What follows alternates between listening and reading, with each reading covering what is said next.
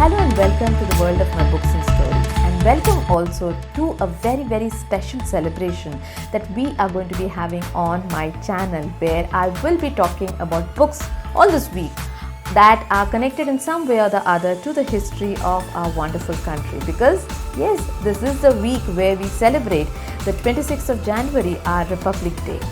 Alright, so do like and subscribe to my channel so that you stay updated on these lovely suggestions that I'm going to be giving you for books that you can read with your child to celebrate this wonderful occasion.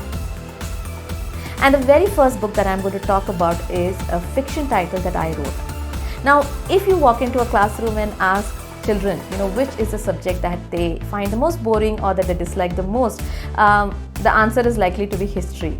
And it's not very difficult to understand why children dislike history, because history is presented usually as a collection of very dry facts. You never get to know the people involved in this history. And that's why I think that one of the ways to make history really interesting for children is by presenting it in the format of a fiction title. So that's exactly what I have done. Now, another thing that you notice is that when you read history, you have the accounts of how men and women of different ages and down the ages have contributed and made a difference. But where are the children? There are very few accounts when you read, for example, the history of the Indian freedom struggle, of what children did or how they might have contributed. And this is again something that I feel is a big lack or lacuna in this world of history or historical fiction, and that's why I chose to feature children as playing some important role in my story. So let me introduce you to this title, which, if you look at the title, it's called When Children Make History, a Tale of 1857. Yes, this book is set in the days leading up to the first war of independence that was fought in 1857. Basically, this is towards the end of 1856 and the early part of 1857. And the chronology is very important because, okay, let me first introduce the characters to you. Now, this is set in a little village and it's a story of this boy named Hari who lives there with his parents and with his annoying little sister Tara. So Tara's aim in life is to find out what Hari is doing and to do everything that he's doing. She's a little bit of a rebel because she does not take kindly to constantly being told to make chapatis or to learn to do the housework. She wants to know why Hari can't do it. What Hari actually does is to work in the big house. So the big house in this little village is the house of the Englishman who lives there, the British civil servant who lives there. And Hari's job is that of a pankhawala. Now, a pankhawala was someone who literally, pulled the fan. So, in the days before electricity came, in the hot months especially, people would have a pankhawala. Now, what they would have was inside the house, there would be sort of a wooden structure on which there would be a cloth sewn, and this would be tied to a rope, and the rope would lead out of the window to the outside of the house, and there the pankhawala would sit and all day long pull that rope, and pulling that rope would set that big fan creaking and moving, and it would send this welcome breeze on the people who were in the room. So that's a job that Hari does in the big house, and naturally when he is sitting outside the window, he does get to hear a lot of what is going on within the big house, and he even picks up a few words of English.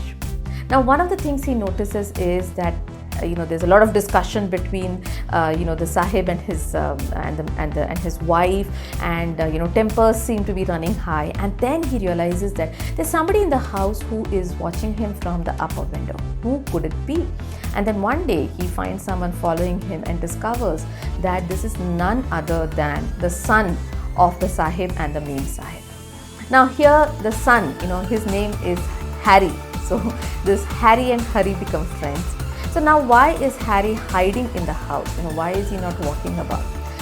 This is, again based on something which will be of great interest to readers, that, when we look at history, when we look at the representation of the English in India, either in books or in movies, we always see them as people who oppressed India and who hated India.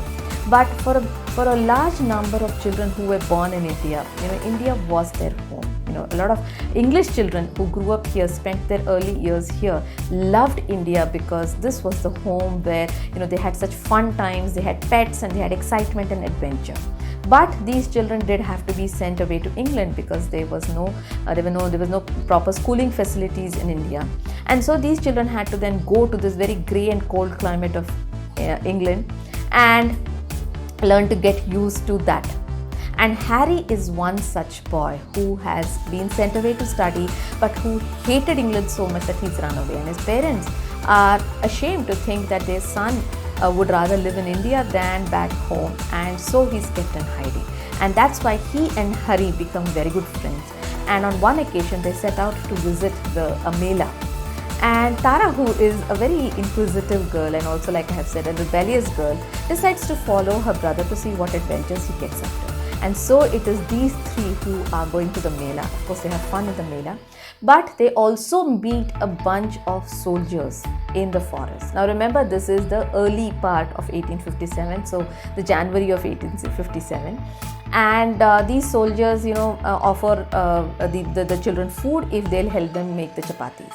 Alright, and then as a joke, what Tara does is she puts a handful of dried red chilies into the chapati. She sort of hides it in the dough to play a joke.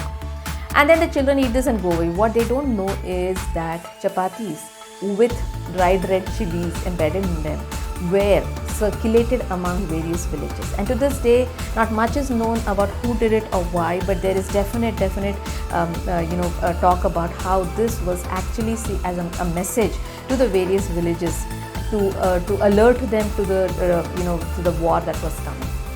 So what I did with this story was basically to show how since we don't know who did it, why could it not have been children who did it? Okay, so this is the book, When Children Make History, A Tale of 1857, and I had a lot of fun writing it because I did have to research the time when the British were in India.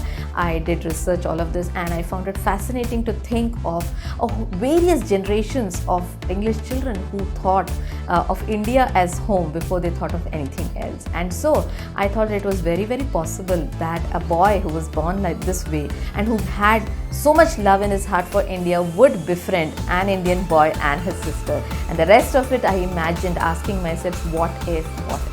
So this can be your first introduction to Indian history. Do look for this book. I'll leave the link in the description box. You can buy it. I would say this book is suitable for children who are confident readers. I'm not going to be giving you an age when this is suitable, because like I have said before, age banding is something which sort of restricts children. So I would rather go with the reading level and comprehension level of the child. So do take stock of your child's reading level and then decide if you can buy this. Otherwise you can buy it and read it for yourself as parents, and then maybe introduce it to your child. In any case, do write and let me know what you thought of this, and if you have any other titles that you would like me to discuss, I'd be happy to do that. And stay tuned, because there are lots more suggestions coming up this week on books related to the Indian independence struggle. Bye bye, and thank you for watching.